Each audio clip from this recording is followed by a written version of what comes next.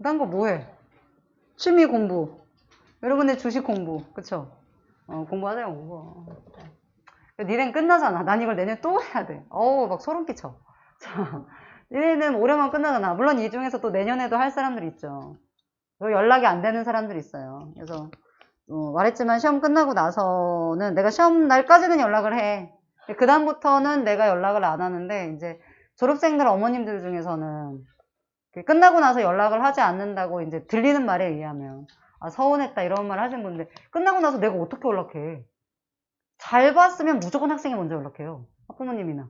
근데 연락이 안 오는 경우는 못 받는데, 그걸 내가 확인 사살하느라고 뭐, 시험 어떻게 봤나요? 이렇게 물어보기에는 이게 그냥 평상시 모의고사나 중간고사는 연락할 수 있는데, 수능은 여러분 결이 다릅니다. 그리고 여러분들이 수능을 못 본다. 근데 슬픈 건 학교는 가야 돼요. 학교를 가야 돼. 근데 여기서 잘 본 애들이 막 미쳐 날뛰는 애들이 있어요. 그래서 입꼬리 막 실룩실룩. 마스크가 다행이야. 표정을 가려주잖아. 근데 애들이 그래서 이제 시험을 보고 나서도 친구와 모든 걸 공유할 수가 없어요. 오히려 그때는 모든 걸 공유할 수가 없어. 붙어도 공유할 수가 없어요. 난 너무 기쁜데. 그래서 잘된 애들은 선생님들한테 연락하는 거야. 꼭 선생님이 너무 좋고 막 이런 거보다는 자랑할 데가 없어. 자랑할 데가 없으니까 선생님들한테 물론 좋아서 연락하는 경우도 있지만 기뻐서 대부분은 이 기쁨을 나누고 싶은데 온전하게 나눠줄 사람들이 선생님밖에 없어서 선생님한테 연락을 하는 거죠. 그리고 연락을 안 온 애들은 대부분 뭐냐면 잘 못 본 거예요. 그러니까 어쨌든 그 못 봤다는 기준이 개인마다 다를 수 있겠지만 못 봤기 때문에 연락을 못 하는데 그래도 이제 봐봐. 시험을 봤어. 학교는 가야 되잖아. 학교 가 있는데 그날 좀 다녀 처음에는. 그래도 혹시나 하는 약간의 기대감이 있잖아요. 네, 기대감이 있는데 성적이 나오는 날은 너무 슬프죠. 성적이 나와도 학교를 가야 되죠. 그쵸? 네, 그 와중에 뭐 기말고사도 있고 네, 거의 난리가 아닙니다. 애들 하루 종일 엎드려 있는 애들이 있어요. 성적표 나온 날. 고개를 들지 않아요. 그런 애들한테 말 거시면 안 돼.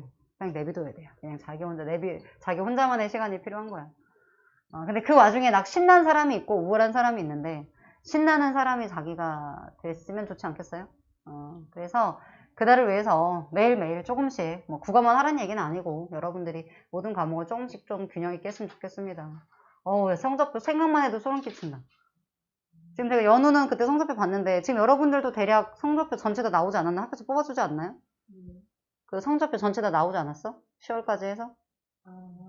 그쵸. 본인의 어떤 과거를 이렇게 되씹어 보면서 난 이때 왜 이랬나 뭐 이러면서 네.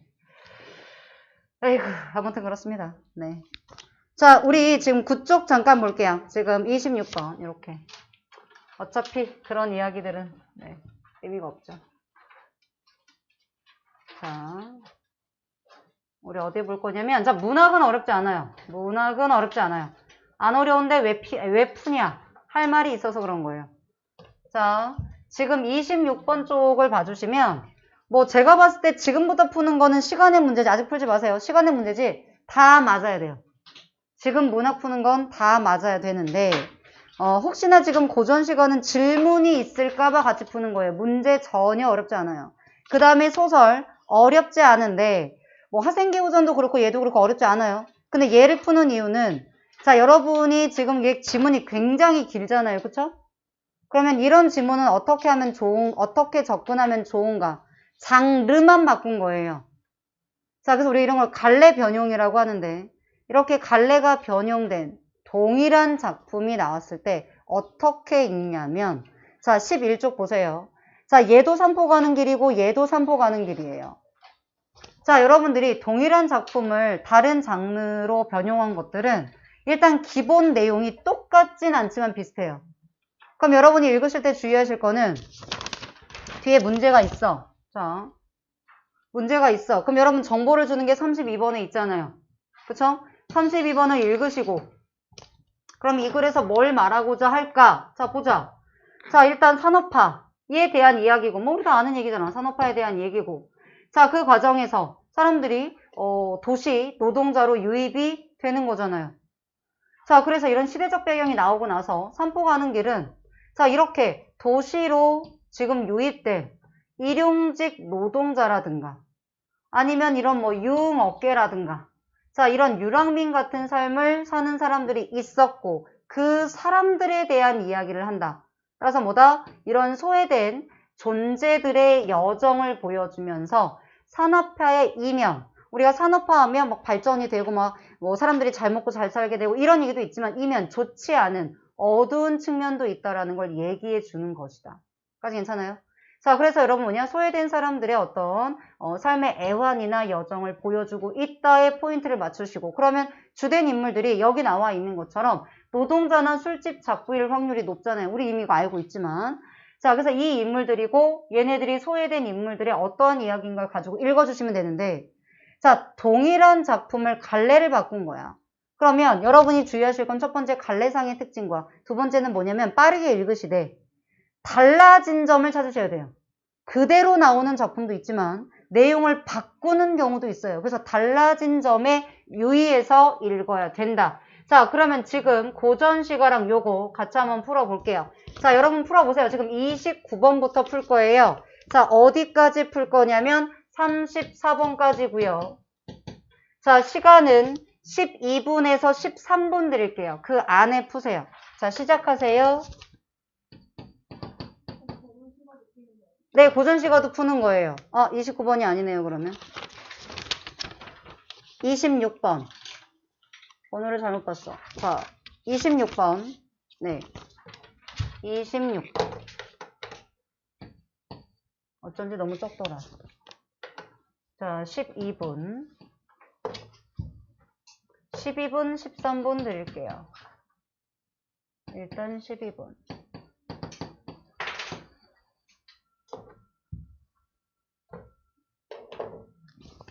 오늘은 1시 10분 정도에 끝납니다.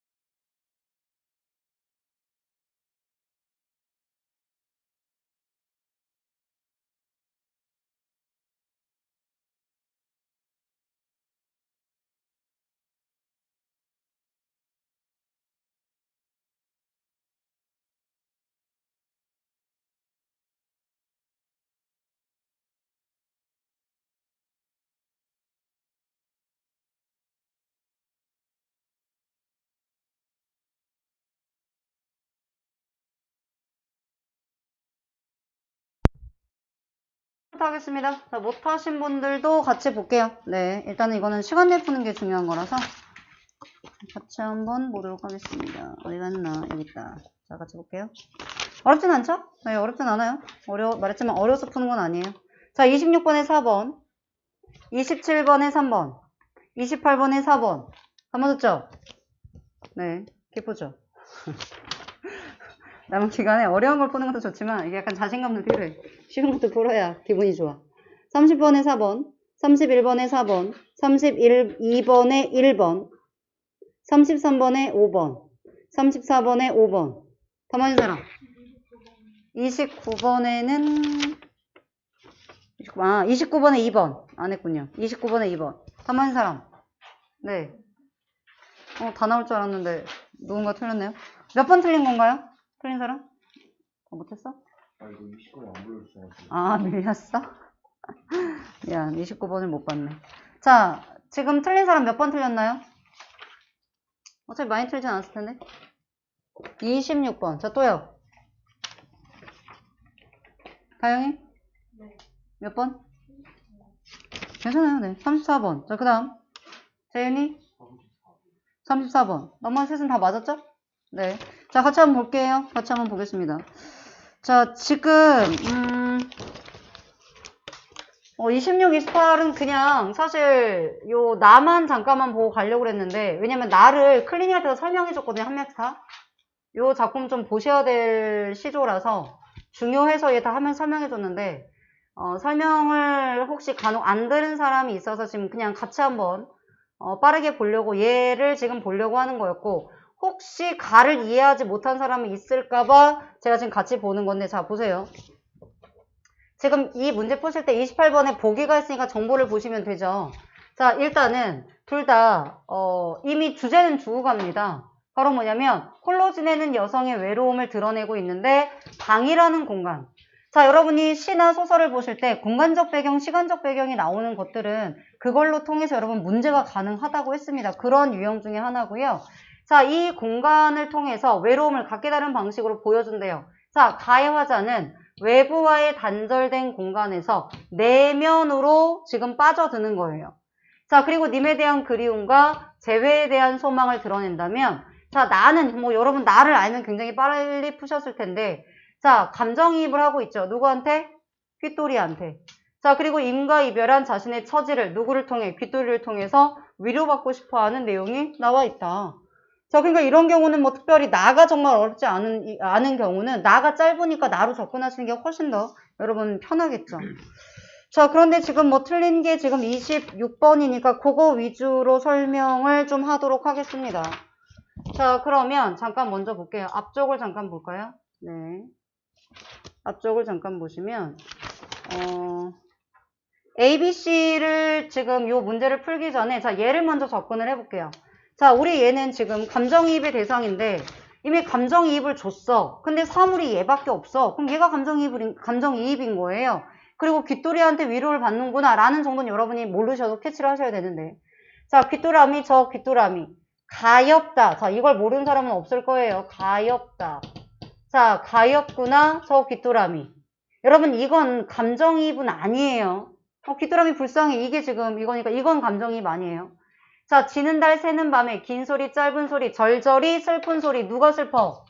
귓돌이가. 자, 그렇기 때문에 여러분 감정이입이지. 자, 사물이 등장했고 그 사물이 감정을 가지면 감정이입이죠. 물론 감정이입의 조건이 두 가지가 있죠. 알면 안 써도 돼요. 첫 번째, 사물이 자, 감정을 가져야 되고요. 두 번째, 그 사물의 감정이 뭐랑? 화자의 정서랑 같아야 돼요. 자, 근데 여러분 대부분 뭐냐? 부정적인 정서는 감정이입일 확률이 높기 때문에 특별한 문제가 없으면 그냥 요 정도에서 감정이입 바로 찾으셔도 되고 이미 여기에서는 감정이입을 줬기 때문에 그냥 여러분이 바로 감정이입으로 가셔도 크게 문제 없다는 거. 그러니까 주의하실 건 뭐냐면 내가 시간을 절약하고 싶어. 그럼 어떻게 가냐면 주어진 걸 잘 활용하는 거야. 자, 그러면 보세요. 자, 그럼 여기서 감정이입이 됐구나. 화자는 슬프구나. 우린 왜 슬픈지 이미 알잖아. 독수공방. 주어진 거 다 활용하세요. 이게 독수공방이야. 저 혼자 울어내요. 사창의 여인잠을 알뜰히도 깨우는 몰라도 돼. 그냥 얘가 이미 여러분 독서공방이라는 걸 주어졌기 때문에 외로워. 자, 네 비록 미물이지만 무인 동방에. 자, 이게 뭐예요? 독서공방이에요. 독서공방. 아무도 없는 이 방에서 이 느끼는 외로움을 이 내 뜻을 아는 이는 너뿐인가 하노라 하면서 나랑 지금 같은 처지에 있는 동병상련의 대상이잖아요. 이 동병상련의 대상에서 내 마음을 알아주는 건 너밖에 없지 하면서 위로를 얻고 있구나. 끝. 모르시면 그냥 넘어가셔도 돼요. 괜찮아요? 자, 하지만 부수적인 설명을 좀 드릴게요. 문제랑 상관없이 부수적인 설명. 자, 일단 첫 번째는 자, 사창이라는 게 여성화자를 드러내는 소재이죠? 네. 그래서 오늘날 여러분 아마 거의 못 들어보셨을 텐데 사창가라는 표현이 있어요. 사창가는 몸 파는 여자들이 있는 곳을 사창가라고 부르는데 의미가 축소된 거죠. 옛날에는 놈이 그냥 사람이었잖아요. 근데 오늘날은 남자를 가리키는 비속한 표현으로 의미가 축소된 것처럼 얘도 의미가 축소된 거예요. 자, 근데 여성이 머무는 곳이에요. 그래서 여성화자임을 알 수 있죠. 자, 그럼 여인이 머무는 이 곳에 여인잠을, 얕은 잠을, 왜 얘는 얕은 잠을 잘까? 님이 없어. 님을 그리워해서 겨우 잠들었는데 그 잠을 살뜰히도 알뜰하게도 잘, 이런 의미예요. 잘 깨웠구나. 자, 그러니까 여기는 뭐가 되는 거야? 요 살뜰히도는 반어가 되는 거예요. 그래서 이 작품을 가지고 최근에 주목하는 건 뭐냐면 이런 건 이미 옛날에 많이 나왔던 아주 기본값이고 요즘에 이 작품을 갖고 지금 주목하는 건 이거예요. 지금 초록색으로 쓰는 거. 자, 일단 얘한테 연민을 느꼈어. 두 번째, 내가 겨우 님을 그리워하다 겨우 잠들었는데 얘가 내 잠을 깨웠네? 중장은 원망이잖아요. 물론 슬픔도 있죠. 슬픔도 있어요. 자, 그 다음에 두어라 에서 정서가 전환이 되죠. 어떻게 전환이 돼요? 동병상련으로 바뀌게 되죠. 나를 위로해주는 대상으로 바뀌게 되는 거예요. 자, 그래서 여기에선 이제 뭐냐? 동병상련. 이 연자가 연민의 의미니까 굳이 따로 안 쓸게요. 자, 동병상련이고 얘를 통해서 내가 위로를 받아요. 자, 그렇기 때문에 뭘 내냐면 이렇게 가면서 자, 특히 어느 부분 이 중장과 초장, 중장, 종장에서 뭐가 있냐면 자, 대상에 대한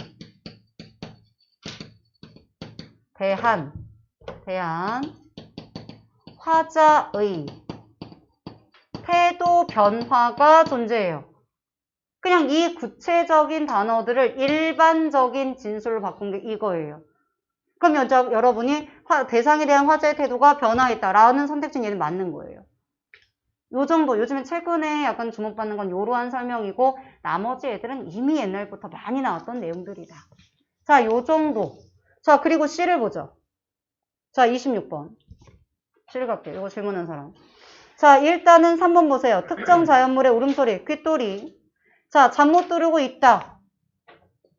자, 보면은 이게 여러분 선택지를 보시면 자, 얘가 절절히 슬픈 소리 혼자 울어내요. 여인잠을 살뜰하게도 깨우는구나. 아무것도 여러분 모르셔도 아는 단어만 보세요. 얘가 이런 절절히 슬픈 소리를 냈고 저 혼자 울어서 잠을 깨우고 있네 라고 써있잖아요. 그럼 여러분이 4번이 맞아요 틀려요? 맞잖아요. 선생님 얘 님에 대한 그리움으로 못 자는 거 아니에요? 그것도 맞아요. 그것도 맞아. 근데 여기에서 이 슬픈 소리로 내가 겨우 잠든 잠을 깨웠다고 하니까 울음소리로 인해서 얘가 잠을 깼잖아요. 잠을 못 이루잖아. 이것도 틀렸다고 말할 수가 없죠. 자, 그 다음 5번 보시면 시간과 관련된 표지가 어딨죠? 달, 밤. 전에 시간 얘기는 했습니다. 여러분 시간을 드러내주는 거는 아주 구체적으로 이렇게 밤, 아침, 낮 혹은 그걸 드러내는 이런 소재들 계절의 변화 또는 좀 어려우면 과정, 순차적인 거. 저번에 특이한 거 있었었죠? 특이한 거 있었었죠? 처음, 중간, 요거 나왔었죠? 특이한 거. 뭔지 기억 모르는 사람 모르셔도 돼요. 네, 그런 게 있었어요. 네. 자, 그래서 시간을 드러내는 표지. 시간, 공간은 가장 기본이다, 문학에서.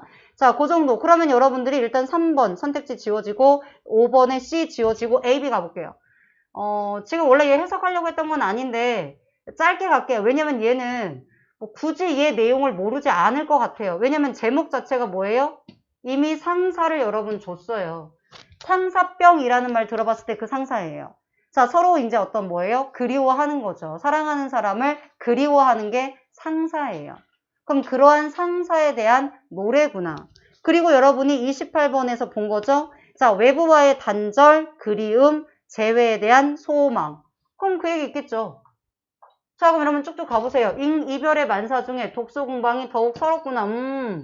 보기에서 확인한 거 찾았잖아요? 자, 그 다음에 상사불견이 인의 진정을 죄 누가서 알겠는가? 자, 뭐예요? 서로 그리워하지만 보지 못하는 내 마음을 누가 알아주겠는가? 자, 맺힌 서러움을 이럭저럭 흐트러진 근심을 다 후리쳐 던져두고 별 얘기 없죠? 자나 깨나 자나 님을 못 보니 가슴이 답답하구나. 여러분이 보실 때 화자의 어떤 정서나 태도를 드러내는 건 체크해 주시면 되죠. 자, 님의 아주 고운 모습과 고운 소리와 그런 것들이 눈에 어른어른거리고 귀에 들린다. 뭐 굳이 이거 안 해도 될 것 같아요. 자, 그래서 비나이다 하느님께 님이 생기라고 비나이다. 전생차생 무슨 죄로 우리 둘이 생겨나서 이렇게 죽지마자 하고 백년 기약을 맺었는데 자, 만첩청산에 들어간들 어느 우리 난군이 나를 찾을 수 있겠는가? 얘는 뭐가 되는 거예요? 그러면 장애물이 되는 거지. 그러니까 서로 백년 기약을 했지만 어쨌든 지금 이별한 상태가 된 거죠. 장애물이고 가을날에 님 생각이 새로 난다는 얘기고 자, 그래서 오며 가며 빈방에 외로움을 부각시켜주죠. 한숨이 내 벗이구나. 한번 이별하고 돌아가면 다시 보기 어렵구나. 다시 오기 어렵구나. 자, 참금주옥 그 밖이요. 세상의 일을 하나라도 관계하려. 나는 지금 사랑하는 님이 너무 그립기 때문에 세상 일은 전혀 관심 없다라는 내용이 되는 거죠. 자, 그 다음에 얘네들 물하고 산 얘기 나오죠. 자, 근원이 흘러서 물이 되고 깊고 다시 깊고 사랑이 산이 되어서 높고 높고 다시 높고 무너질 줄 모르더니 나는 내 이 사랑이 무너질 줄 모르더니 끊어질 줄 어이 알았는가. 무슨 말이냐면 자, 이게 조금 해석이 안 되는 부분인데 나는 내 산이 아주 착착착착 쌓였을 거 아니에요? 근데 그 사랑이 무너질 거라고 생각하지 못했다는 거예요. 무너질 거라고 생각하지 못했고 그 다음에 이렇게 헤어질 거라고 생각하지 못했다. 근데 누가 방해한 거야? 조물이 세우는지, 즉 시샘했는지, 질투했는지, 귀신이 회방을 놓았는지, 하루아침 이별 후에 소식조차 끊어졌고 소식을 기다리는 거죠. 그런데 세월은, 무정한 세월은 저절로 가니 오간 운빨이 공로로구나. 나의 아름다운 모습이 헛되이 늙어가는구나. 별 얘기 없죠? 자, 그 다음 보시면 자, 오동하면 여러분 가을을 뜻하는 거예요. 자, 가을밤 그 오동잎에 내리는 그 성긴 비에 밤은 어이 더디 가고 자, 녹양방초 언제예요 여러분? 계절? 언제죠? 왜 여름이죠? 맞아요. 왜 여름이죠? 방초? 여기 지금 보시면 녹음이 지금 어우러지는 거죠. 근데 뭐 영어는 정확하게 여러분이 모르셔도 어차피 여러분들이 계절적인 느낌 혹은 시간적인 느낌만 잡아내시면 되죠. 네. 자, 그래서 녹양방초 전문날에 해는 어이 시가며 자, 계절감을 드러내는 단어들이 지금 등장을 했고요. 자, 내 그리움을 알면 님도 나를 그리워할 것이다. 뭐 굳이 밑에 안 해도 상관없을 것 같네요. 자, 그러면 A, B를 같이 볼 건데 자, 넘겨주시면 자, 26번 잠깐 보세요.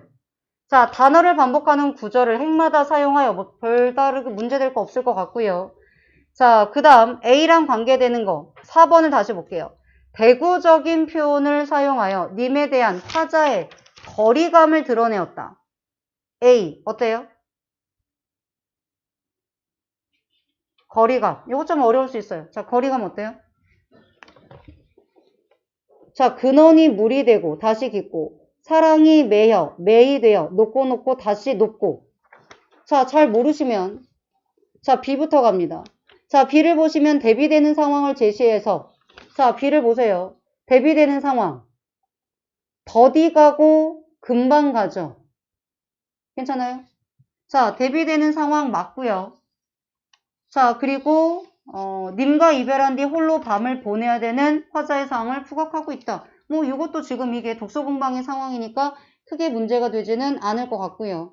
자, 4번하고 5번 남았을 때 5번을 먼저 보세요. 자, B를 보시면 시간과 관련된 표지. 뭐 여러분이 뭐 오동 야유와 녹양방초를 모르셔도 밤은 찾을 거 아니에요. 그쵸? 자, 그러면 하자의 쓸쓸함을 드러냈다? 괜찮죠? 그러면 지금 남는 거는 4번. 그 다음에 4번밖에 없나요? 네, 4번밖에 안 남죠. 그럼 여러분 이렇게 가시면 4번을 풀 수 있겠죠. 자, 그런데 일단은 여러분 심리적인 거리감을 한번 확인해 볼게요. 자, 지금 A를 보든 B를 보든 상관은 없고요. 지금 일단 여러분이 보셨을 때 대구법은 문제가 안 될 것 같거든요. 그쵸? 자, 그러면 심리적인 거리감을 한번 보세요. 자, 심리적인 거리감은 어때요? A, 맞을까 틀릴까? 왜 틀리죠? 아까 A를 어떻게 해석했죠? 아까 사랑이 산이 된다라는 건 제가 어떻게 해석을 했어요? 사랑이 쌓인다는 얘기잖아요. 그래서 내가 무너질 줄 몰랐고 끊어질 줄 몰랐다는 얘기이기 때문에 바로 뭐냐? 거리감을 표현했다라고 보기가 어렵죠. 까지 괜찮나요? 네, 해석을 못하시면 조금 여러분이 어려울 수 있는데 이럴 때는 문맥의 뒤를 보세요. 앞뒤 문맥을 보시면 내가 이러한 사랑이 무너질 줄 몰랐다라는 거는 그 A 부분에 나타난 사랑은 자 보세요. 자 이럴 때 얘가 해석이 안 되시 무슨 말이야 해석이 안 되시면 밑에 보시면 내가 무너질 줄 몰랐다는 거는 이 사랑이 굳건하다는 얘기이기 때문이죠. 그렇기 때문에 여러분이 뭐예요? 심리적인 거리감을 표현하기는 조금 어렵겠죠. 자 이런 부분은 어때요? 내가 지금 님과 떨어져 있고 혼자 외로운 밤을 보내는 거죠. 그럼 이런 경우는 심리적인 거리감이 가능하죠. 괜찮나요? 자, 얘를 보든 뭐 둘 중에 하나만 파악하셔도 됩니다. 괜찮나요? 네. 자, 뭐 그 정도 답은 4번으로 될 것 같고요. 혹시 질문 없으시면 넘어갑니다. 자, 지금 29번부터 여러분 지금 소설을 쭉 보시면 생각보다 금방 읽었죠? 어때요? 자, 그래서 이따 제가 차이점만, 저는 지문을 읽지 않을 거고요. 차이점 위주로 물어볼 건데, 자, 이미 우리 아까 보기는 봤고요. 잠깐 문제 유형을 보세요. 지금 33번과 34번을 지금 보시면, 이게 갈래를 변용했잖아요. 가를 나로 바꿨어. 자, 그렇기 때문에 물어볼 수 있는 게 일단 두 가지를 생각하시면 돼요. 여러분이 갈래를 바꿨다라고 했을 때는 첫 번째 주의하실 거는 그러면 갈래의 특징 있잖아요. 이걸 고려하셔야 돼요. 소설에서 시나리오로 갔었을 때 뭐가 달라졌는가를 가지고 물어볼 수 있고 그거를 동시에 물어보면 조금 어려운데 동시에 물어보지 않았어요. 그게 30번의 문제예요. 동시에 물어보지 않았어요. 그 다음에 두 번째 볼 수 있는 게 뭐냐면 내용의 변화예요. 어떤 작품들은 갈래가 바뀌었지만 기본적인 내용이 거의 비슷해요. 그냥 갈래적인 장치 때문에 차이가 나는 것 뿐이지 거의 비슷해요. 근데 얘는 바뀌었죠. 얘는 뭐가 바뀌었죠?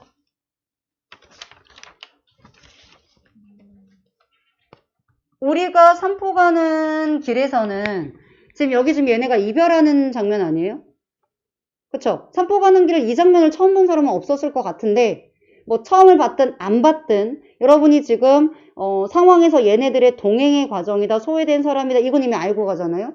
근데 내용을 쭉 읽다 보니까 중력 이후 읽다 보니까 얘네가 지금 헤어지는 상황인 거고 그 다음에 이제 백화가 같이 가자고 얘기하지만 같이 가지 않죠. 그쵸? 그리고 누구를 먼저 보내요? 백화를 보내잖아요. 그런데 앞부분의 줄거리 부분, 나에서는 앞부분의 줄거리까지는 갔잖아요. 자, 그리고 나서 얘는 지금 시나리오이기 때문에 여러분 지금 보시면 장면 번호들이 등장을 합니다.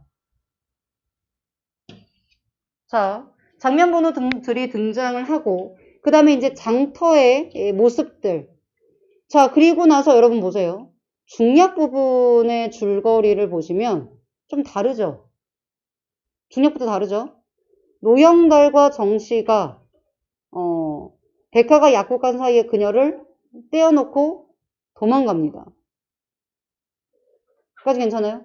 그리고 나서 월출역이 나오잖아요. 자, 백화가 나타난 거예요. 그쵸? 자, 그리고 나서 여러분 기본적인 소재는 비슷하죠. 삼립빵이라든가 이제 계란이라든가 이런 거는 비슷하죠. 그쵸? 자, 비슷해요. 자, 그리고 나서 그 다음 뭐예요? 백화랑 영달이 헤어지는 건데, 새롭게 등장한 게 있죠. 화투. 이렇게 새로 등장한 거.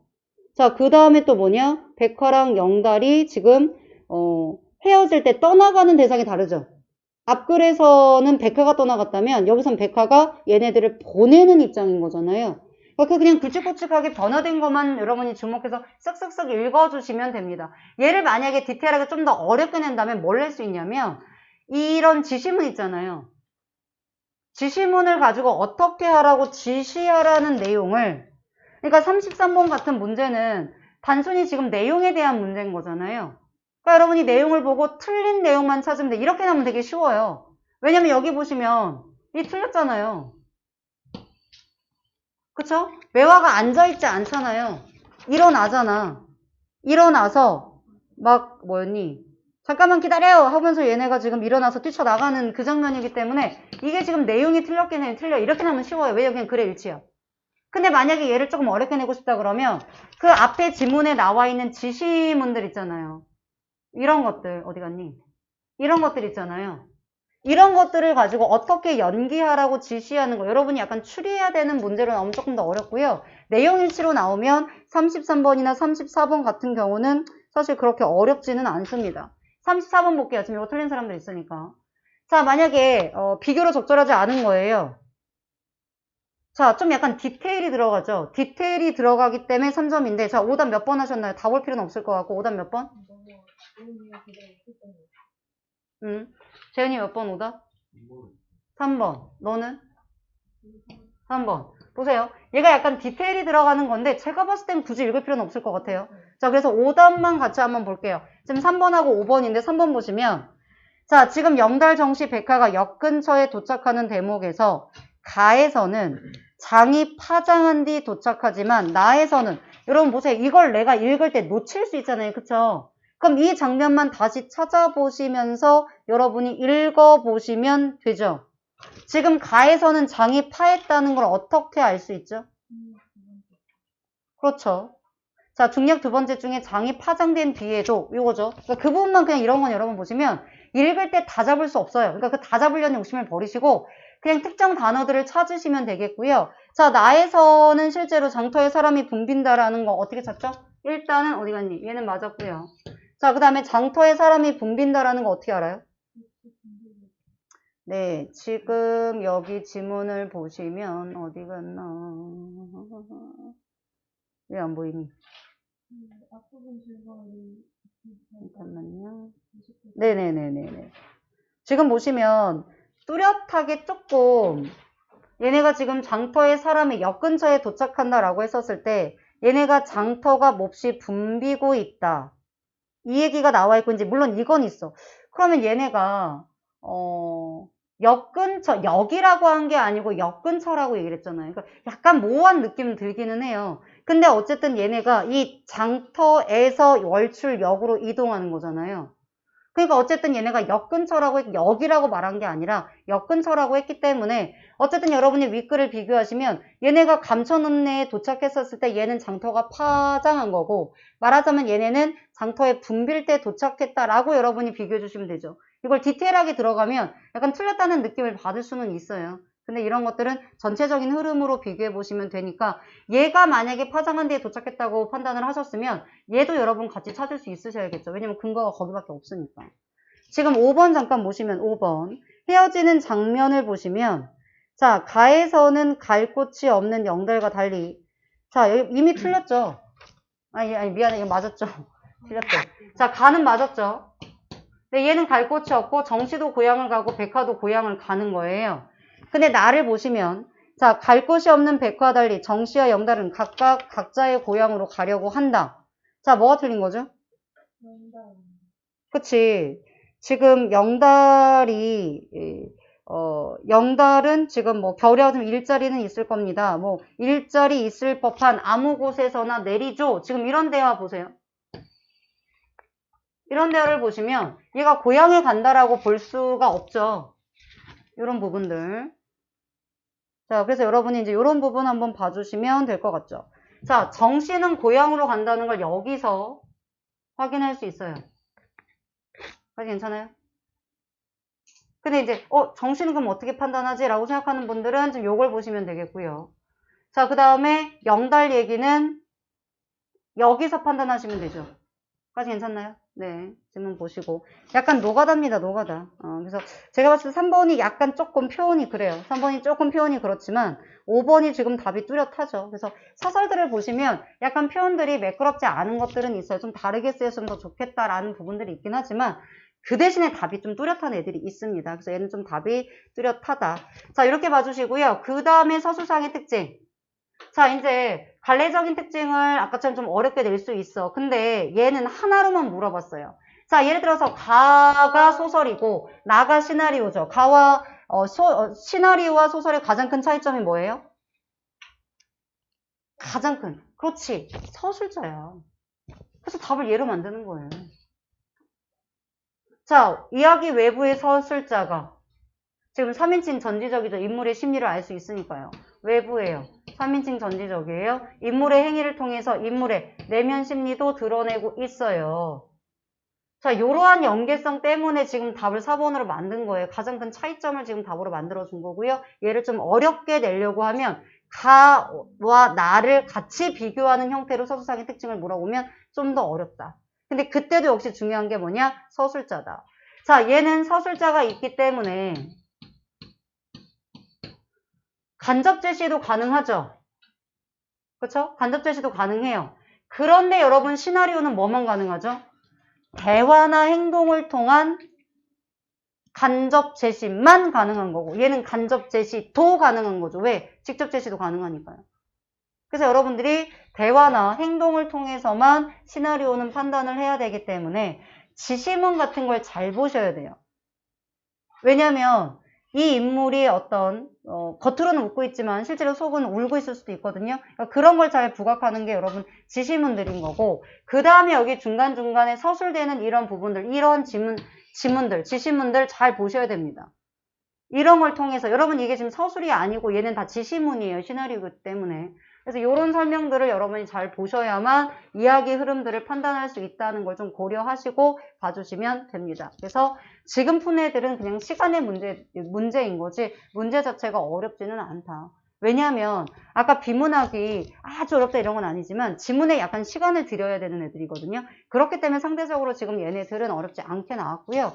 나머지 고전소설이랑 현대시도 마찬가지입니다. 뭐 크게 어렵진 않은데 좀 해설이 필요한 부분만 제가 같이 읽어드렸고요. 나머지는 여러분이 풀어주시면 될 것 같습니다. 자, 일단 숙제 공지하고요. 10월 모평 잠깐 이야기하고 마무리하도록 하겠습니다. 일단 가장 겹치는 게 10월 모평이어서 일단 10월 모평만 풀어드릴게요. 자, 잠깐 칠판 보시면 숙제는 지금 오늘 아까 여러분 10.3 교재 받으셨죠? 10.3 교재를 보시면 자, 맨 앞에 있는 게 모의고사 9회고 뒤에 있는 게 모의고사 8회고 그리고 나서 간설계거든요. 토탈 아마 120문제 될 거예요. 우리가 9회를 좀 풀었기 때문에 토탈 한 120문제 정도 될 겁니다. 이렇게. 드리는 모의고사는 제가 제본에서 드리는 모의고사는 웬만하면 푸세요. 여러 개의 모의고사가 있지만 얘네들은 좀 풀었으면 좋겠어 라고 하는 거를 지금 다 드리는 거거든요. 그래서 지금 제가 아까 교재 검사한 것도 지금 각각 좀 어디가 덜 풀어져 있나를 지금 확인한 건데 10.1, 10.2에서 지금 모의고사가 덜 풀어져 있는 친구들은 앞으로 모의고사를 좀 줄이든지 뭐 딴 애들을 따로 나가든지 할게요. 그래서 기존에 받았던 모의고사들은 요거까지는 아니더라도 기존에 받았던 모의고사들은 여러분이 좀 푸셨으면 좋겠습니다. 일단 요번 주 공식적인 숙제는 얘예요. 얘를 풀고 아직 10월 모평 오답 안 한 애들은 다시 푸세요. 얘를 전체를 다시 푸실 필요는 없고요. 틀린 거 내가 왜 자꾸 이 오답을 고르나 이에 대한 고민을 좀 해봤으면 좋겠고요. 10월 모평은 6월, 9월처럼 여러분 중요하지 않아요. 유형이 지금 다르잖아요. 비문학 유형이 달랐잖아요. 달라요. 자, 그리고 EBS 연계가 안 됐잖아요. 실제로 수능은 6월이나 9월처럼 EBS 연계가 돼요. 그렇기 때문에 여러분이 아마 이런 낯선 작품에 대한 또는 낯선 비문학에 대한 그 체감 난이도는 조금 덜 할 거예요. 물론 EBS 비문학이 연계됐다고 해서 여러분이 뭐 더 잘 알고 이런 건 아니겠지만 그래도 조금 풀었던 소재가 나오면 조금 더 수월하거든요. 심리적으로는 수월하니까.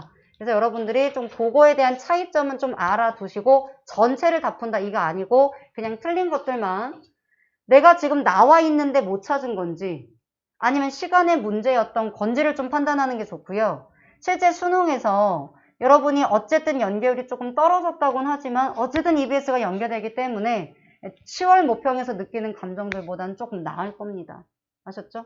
근데 연계가 되지 않았을 때는 오히려 답을 뚜렷하게 만드는 경향이 있어요. 시간에 문제가 있을 수는 있겠지만 답 자체는 뚜렷하게 만들고 정보는 주어진 것만으로 풀 수 있게 하거든요. 그렇기 때문에 내가 10월 모평에서 단순히 낯선 게 있다고 많이 틀렸다. 그거는 반드시 낯설어서 많이 틀린 건 아니에요. 읽어내는 독해 능력이라든가 아니면 각각의 지문에 대한 개인의 어떤 선호도의 차이가 더 크지 않았을까 싶어요. 그래서 지금 요번 주에 이거 마무리하세요. 그리고 나서 시간이 남으면 밀린 숙제를 그 다음 가세요. 항상 지금 숙제부터 가시고요. 밀린 숙제는 그 뒤에 하세요. 하셨죠? 요렇게. 자, 그리고 다음 주에는 시간이 좀 바뀌어요. 다음 주부터는 모의고사를 보니까 우리 8시 40분에 시작할 거니까 35분까지 입시를 해주세요. 혹시라도 내가 늦으면 문은 열려있거나 유난쌤이 와 계시거나 자리에 시험지는 놓을 거예요.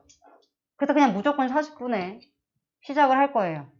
그러니까 뭐 시험지 매수 확인하고 이러면 한 42분 이렇게 되긴 하겠죠.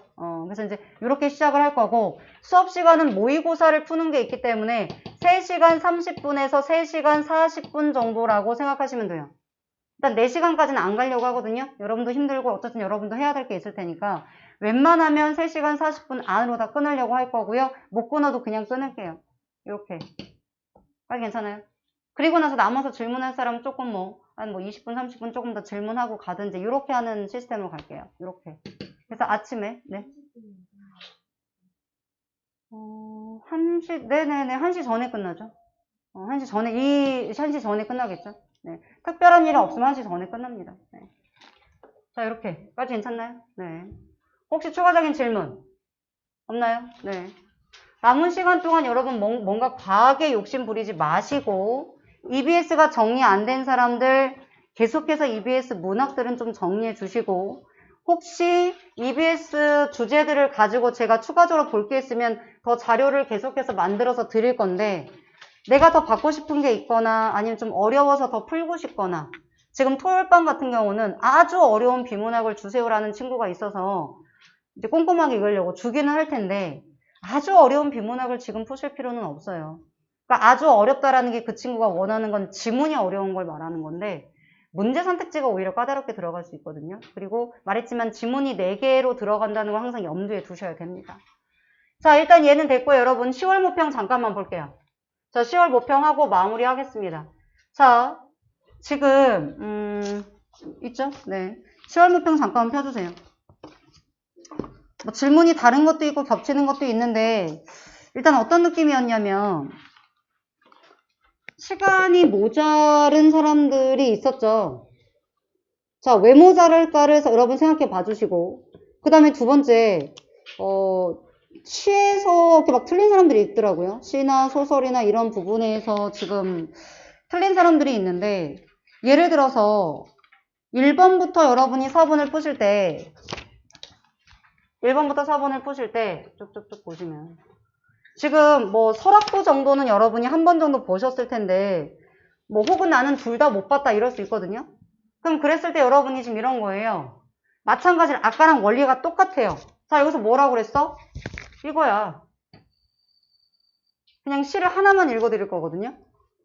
자연의 순환적 질서에 대한 상상력을 바탕으로 생명이 억압되어 있는 자, 그럼 얘는 일단 자연의 순환적인 질서에 대한 이야기를 하고 있고 그 다음 뭐냐? 요거를 잘 보셔야 돼요. 상상력이야. 자, 그리고 생명이 억압되어 있는 절망적 상황에서 벗어나니까 그러면 얘가 현재 처해진 상황은 부정이란 얘기예요. 얘는 부정적인 현실에서 벗어나고 싶다라는 얘기를 하고 싶은 거예요. 이걸 읽어내셔야 돼요. 그 다음 항구적으로 세대를 이어가고자 하는 소망이다. 영원히 계속. 그럼 이 세 가지만 보시면 돼요. 이게 다야. 이것만 생각하고 읽으시면 되고, 나는 무의의 자연에서 얻을 수 있는 평안을 희구한다. 여러분, 희구는 뭐냐? 바란다는 뜻이에요. 소망하면서도. 자, 근데 여러분 봐봐. 난 희구라는 단어를 모르는데 그냥 읽어.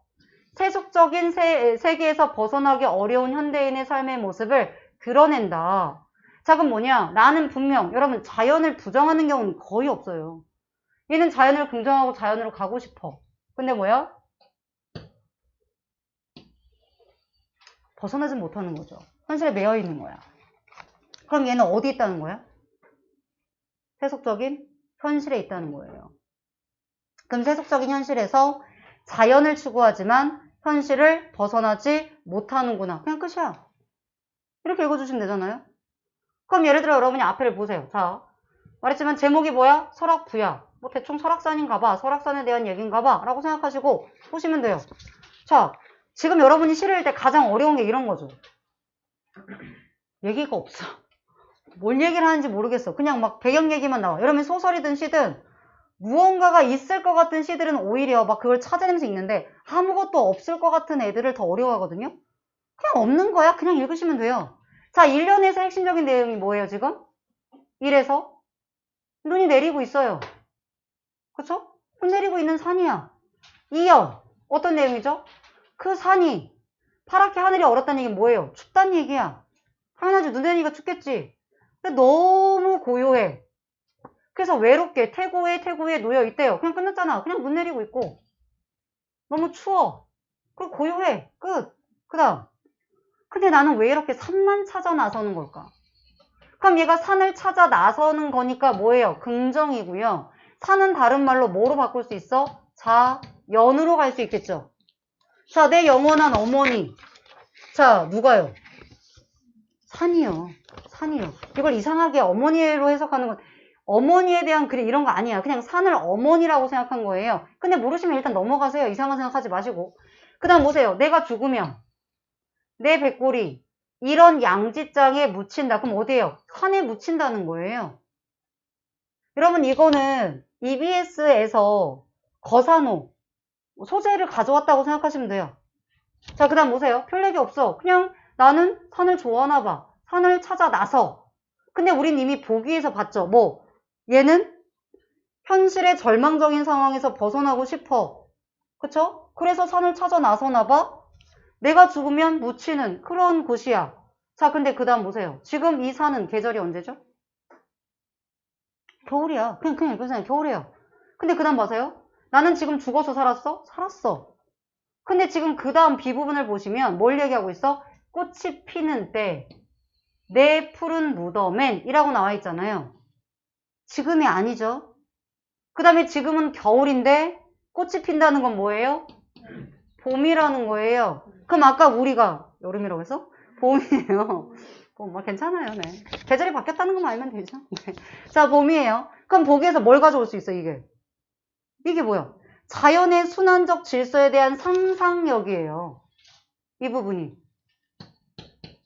자연의 순환적 질서. 겨울에서 봄이 왔잖아요? 그리고 이게 지금 실제로 일어나는 게 아니니까 상상. 이걸 갖다 쓰셔야죠.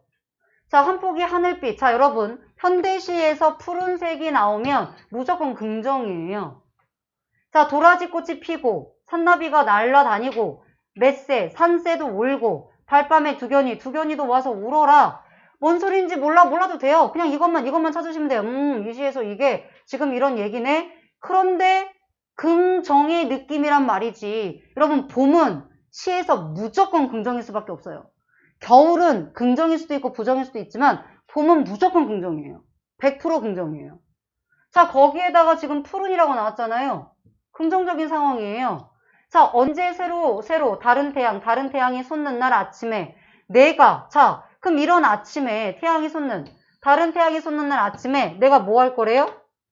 부활할 것을 나는 믿는데요. 자, 그럼 이게 뭐예요? 자연의 순환적인 질서, 상상을 하고 있고, 그리고 내가 다시 부활할 수 있는 것도 믿어본다. 뭔 소리야? 그냥 여기까지만 가시면 된다니까요? 그 다음 보세요. 자, 나는 눈을 감아 본다. 보통 여러분이 눈을 감아 보는 것도 뭐냐면 뭔가를 생각하고 있는 장면인 거거든요. 수많은 인간들이 어떻게 한대요? 자, 아까 어디선가 봤던 단어 오래오래 이어갈 거다. 아까 무슨 얘기 했었죠? 보기에서? 네, 세대를 이어가고자 하는 소망. 아, 앞부분이 지금 상상력 얘기 나왔고 이제 세대에 대한 얘기를 할 건가 봐.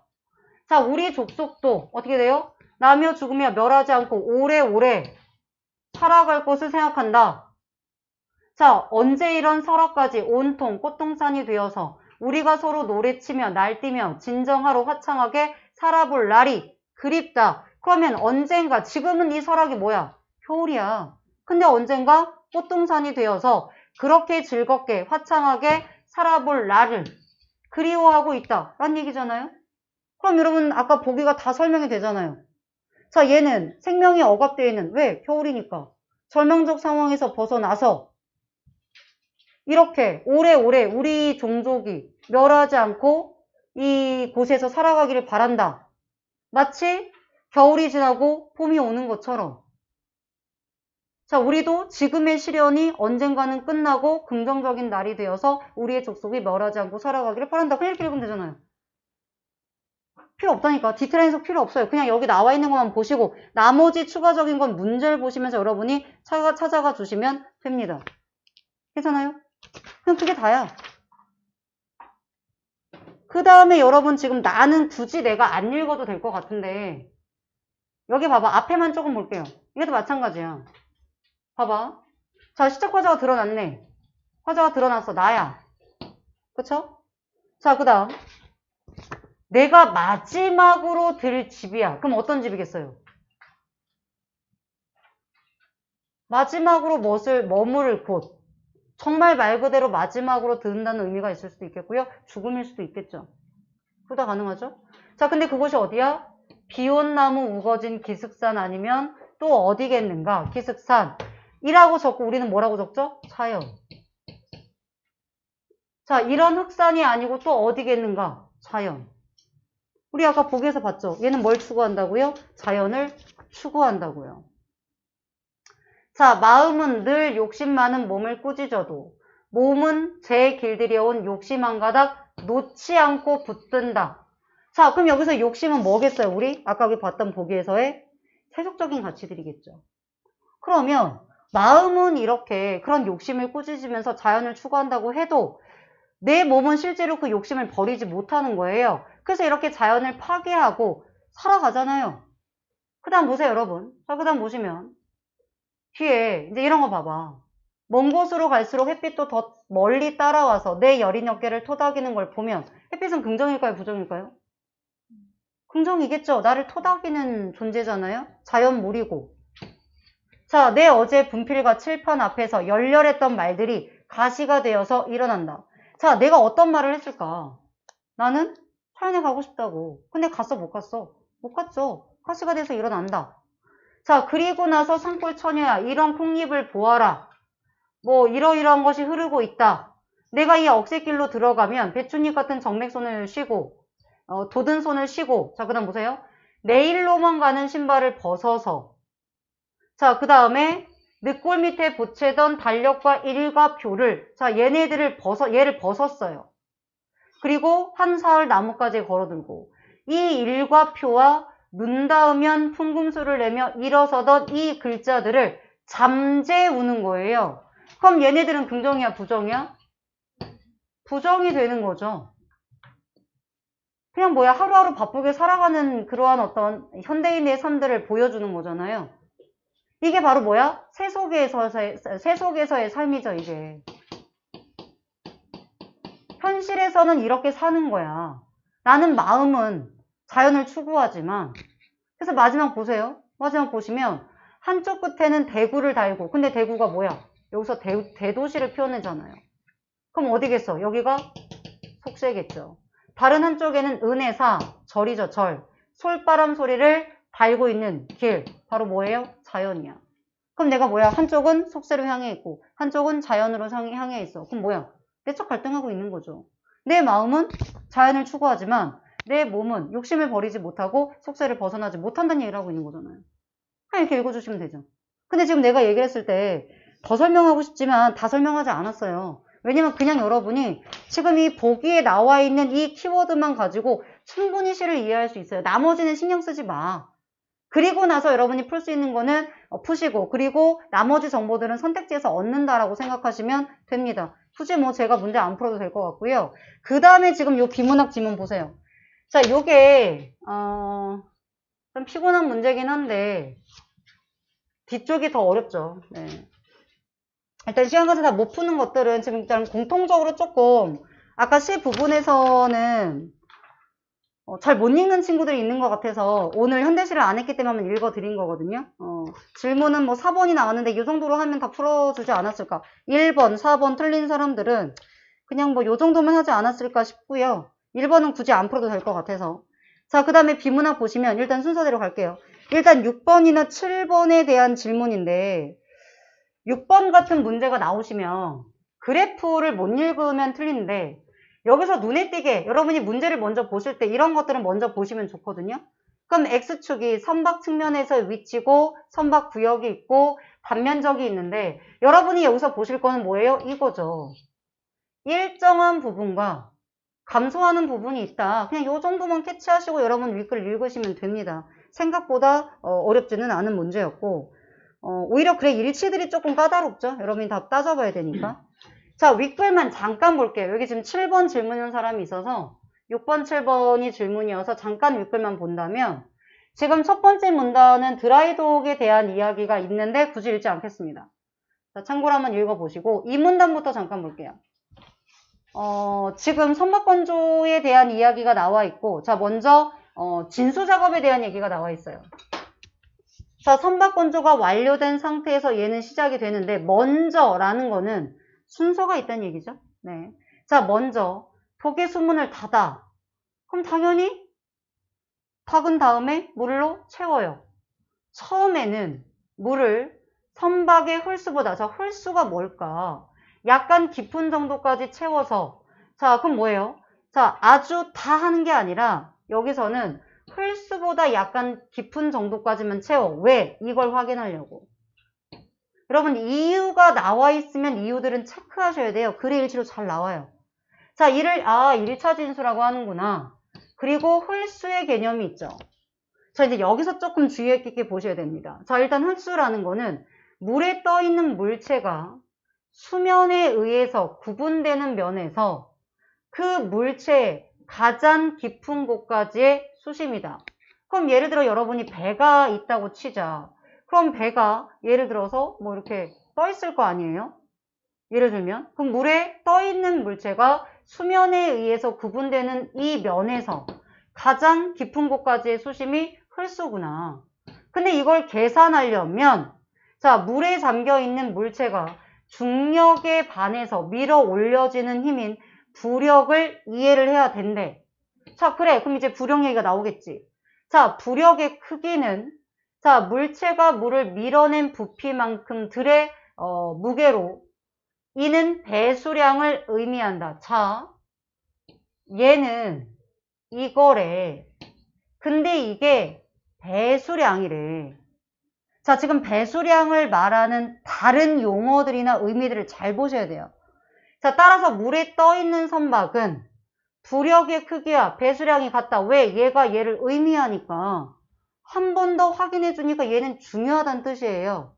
자, 그 다음 같다는 얘기구나. 이렇게 하시고 다시 비춰볼 필요 없죠. 선박의 배수량은 선박 자체의 무게와 화물, 연료 등의 무게를 합한 거야. 자, 그러면 자, 일단 선박의 배수량을 다시 이렇게 설명해 주고 있구나. 자, 그 다음 선박의 물에 잠긴 부피와 밀어낸 물의 단위 부피당의 무게를 곱해서 얘를 구할 수 있는 거죠. 공식이 나왔으니까 여러분 얘를 체크해 줘야겠죠. 자, 그래서 뭐야? 자, 물에 잠긴 부분의 부피와 자, 밀어낸 물의 단위당 부피를 곱한 값이 되는구나.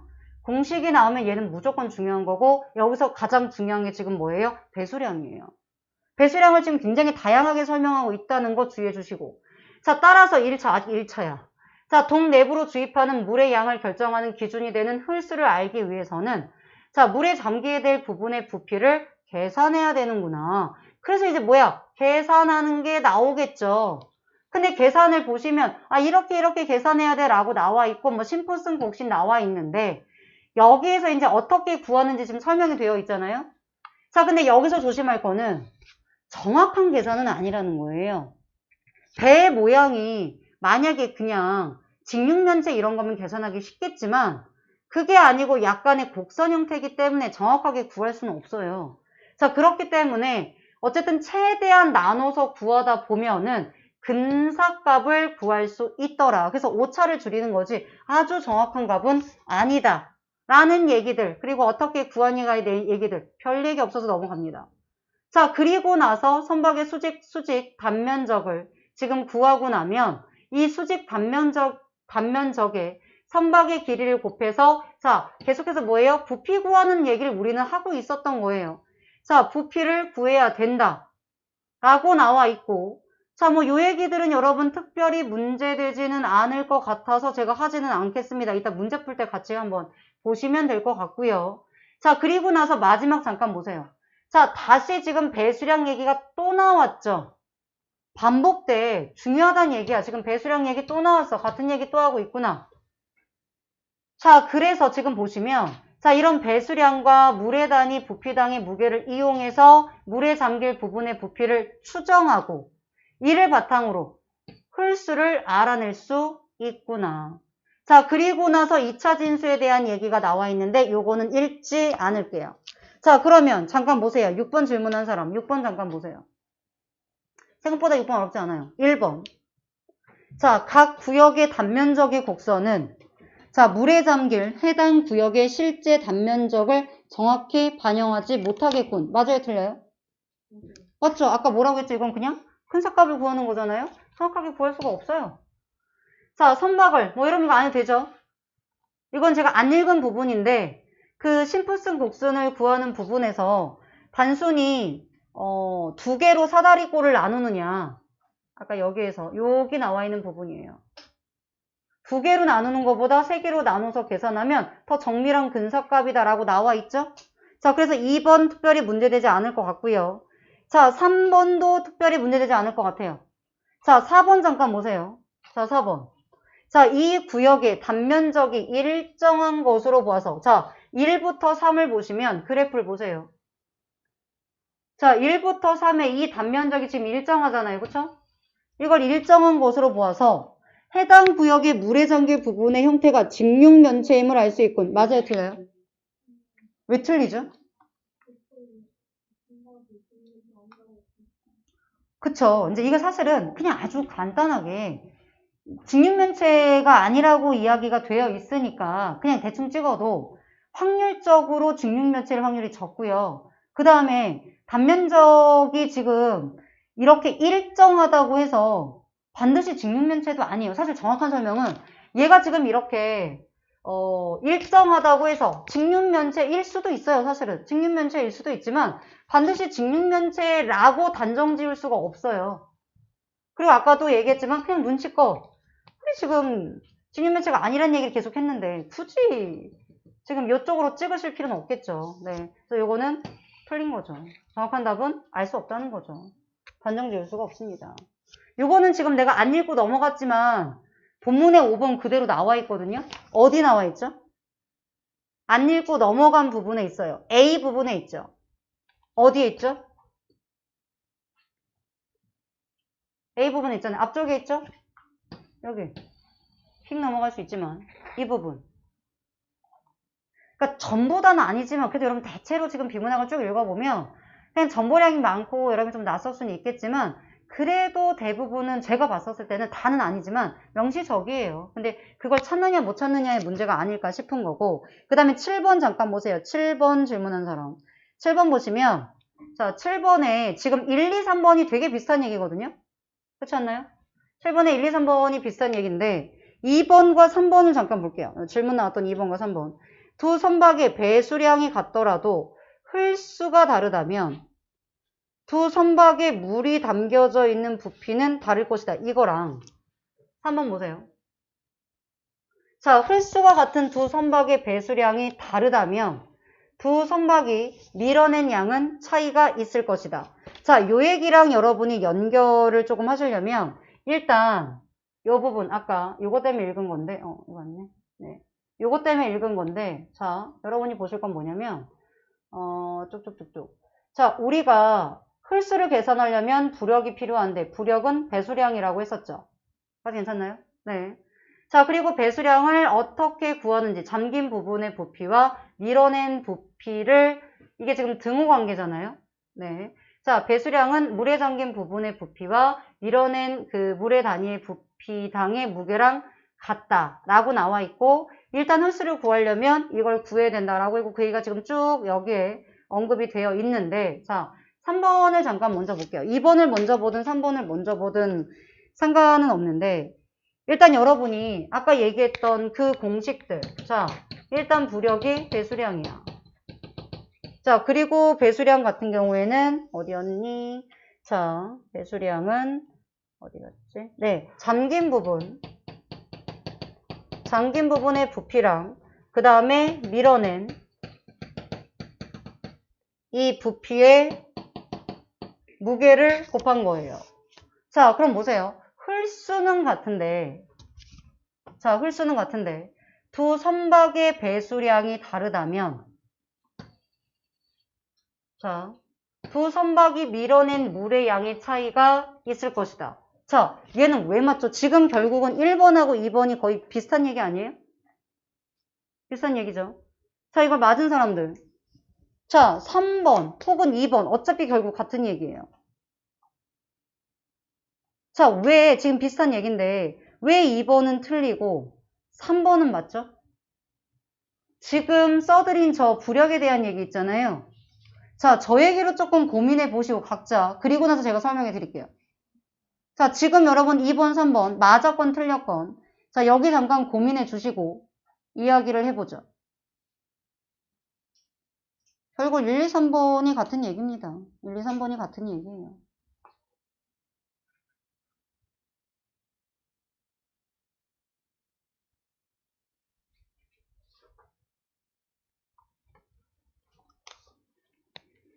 자, 잠깐 고민해 보시고 같이 얘기해 볼게요. 1, 2, 3번을 같이 보셔도 돼요.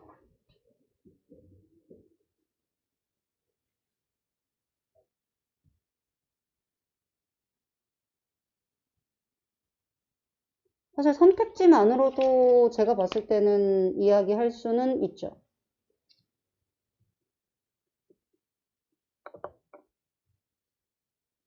잠깐 고민해 보시고 같이 얘기할게요. 오래 고민할 수는 없고.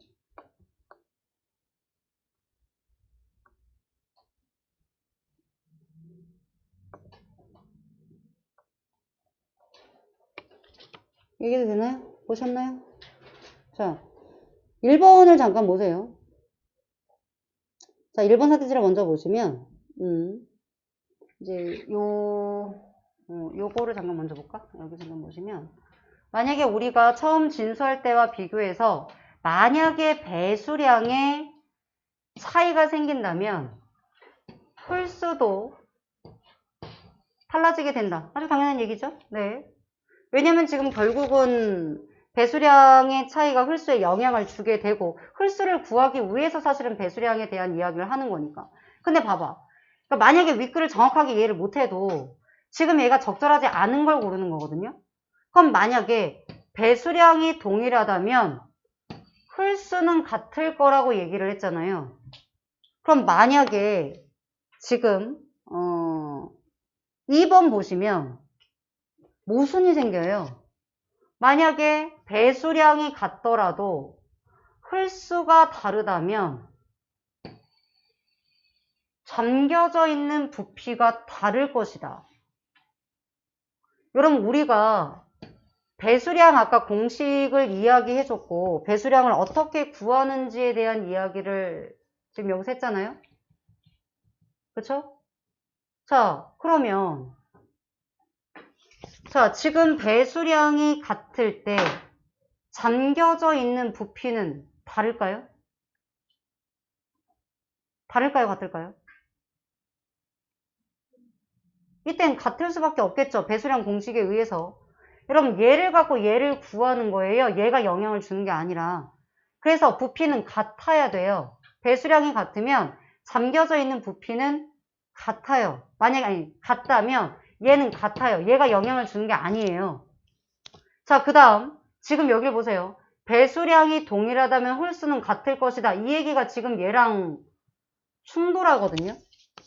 그럼 만약에 홀수가 같은 두 선박의 배수량이 다르다면 이라고 했잖아요. 자, 근데 홀수는 같아. 자, 근데 배수량은 달라. 그럼 이때 두 선박이 자 같은 원리예요. 자, 홀수 같아. 근데 배수량이 다르다면 이 배수량 공식을 생각해 보세요. 얘네가 달라질 수 있다는 얘기거든요. 홀수랑 얘를 별개를 보고 푸셔야 돼요. 이 배수량을 통해서 여러분 홀수를 구하는 거지 얘네들에 대한 얘기랑은 아니에요. 그래서 배수량이 다르면 얘네들은 잠긴 부피라든가 밀어낸 물의 부피는 달라질 수가 있는 거예요. 그래서 여러분들이 포인트를 어디다 두고 지금 판단을 하느냐인데 배수량에 의해서 홀수한테 영향을 주는 거지 지금 이 홀수가 배수량에게 영향을 주는 건 아니에요. 그러니까 그래서 여러분이 윗글에도 보면은 홀수를 구하기 위해서 지금 이 뭐였니? 홀수를 계산하려면 부력을 여러분이 그 부력의 크기에 대한 이해가 필요했기 때문에 얘네들을 구한 거잖아요. 여기 괜찮니? 아프면 얘기해. 괜찮아? 자, 그래서 여러분 지금 보시면 배수량을 가지고 여러분이 생각을 하는 건데 이 관계를 잘못 생각하시면 지금 1번, 2번, 3번이 다 헷갈릴 수 있죠. 근데 선택지를 보셔도 1, 2, 3번이 같은 얘기예요. 계속 같은 맥락을 물어보고 있거든요. 그렇기 때문에 뭐 4번이나 5번은 문제되지는 않을 것 같고 이 배수량 공식 그리고 결국은 배수량을 통해서 홀수를 구하는 거지 홀수를 구하기 위해서 지금 배수량을 지금 판단하는 거잖아요. 그렇기 때문에 이 배수량과 홀수의 관계를 봤을 때 배수량이 같으면 이 공식에 대한 얘기는 홀수로 얘기를 하는 게 아니라 얘를 갖고 얘기해야 되는 거예요. 홀수를 갖고 얘기하시면 안 돼요. 그냥 얘는 페이크라고 생각하시면 돼요. 까지 괜찮나요? 일단은 시간 관계상 여기까지 할 거고요. 15, 19분이네. 여기까지 할 거고요. 나머지 뒷부분에서 지금 질문한 사람들은 나머지 뒤에서 더 할게요. 지금 문학이나 비문학 지금 골고루 뒷부분은 겹치지 않는 게 있는데 풀어보시고 다시 얘기를 할게요. 그 다음에 맨 뒤에 원래 33번을 하려고 했었거든요. 33번. 이거 짧게만 얘기할게요. 잠깐만. 이거까지는 해야 될 것 같은데. 33번 틀린 사람은 이것만 보시면 돼요. 여기에서 결국 이야기가 두 속삭임에 대한 이야기인데 여기서 지금 보시면 이게 그냥 다야. 근데 여기서 보시면 전자의 속삭임을 통해서 형성된 대조적인 의미 구조가 후자와 유기적 관련성을 맺는다. 이렇게 나와 있잖아요. 근데 여러분 지금 얘를 보시면 33번이 지금 답이 3번인데 3번을 보시면 자, 내가 딸에게 고전적인 시인이어야겠다라고 한 말은 상식적으로 설명되지 않은 일들을 이해하려는 나의 소망이 투영된 것으로 속삭임들 간의 유기성을 드러낼 수 있다. 여러분 속삭임 간의 유기성은요. 내가 딸에게 한 말과 아버지와 아제비가 한 말 간의 유기성을 얘기하는 거예요. 근데 여기서는 내가 딸에게 한 말을 가지고 유기성 얘기를 하고 있잖아요. 그러니까 이미 틀렸어요. 물론 이게 지금 다 틀린 선택지긴 한데 다 틀린 얘기긴 한데 일단 보기를 가지고 여러분이 뚜렷하게 판단할 수 있는 거는 얘는 내가 딸에게 한 속삭임과 아버지가 아제비에게 나는 속삭임 사이의 어떤 유기적인 구조라는 거지 그냥 내가 딸에게 한 말의 어떤 유기성을 드러내고자 하는 건 아니에요. 답은 그냥 보기를 보시면 간단하게 나오는데 그냥 얘가 뭔 소리야 아무 얘기 없어요 여러분. 아무 얘기 없고 답은 그래서 얘가 지금 이게 전체가 틀린 거고 그 다음에 이 이야기를 보실 때 이게 지금 과거의 얘기죠. 아시죠? 이거 어제 보니까 요거를 지금 잘못 이해한 사람들 있는데 이건 내가 딸을 임신했을 때고 여기는 이미 출산해서 딸한테 하는 말인 거고 얘는 내가 그 과수원을 정리하러 내려왔을 때 어떤 일들을 떠올리는 거잖아요. 그래서 약간 시간의 흐름이 지금 다르다라는 거. 그 정도만 하고요. 나머지는 여러분 다음에 하도록 하겠습니다. 여기까지 할게요. 네.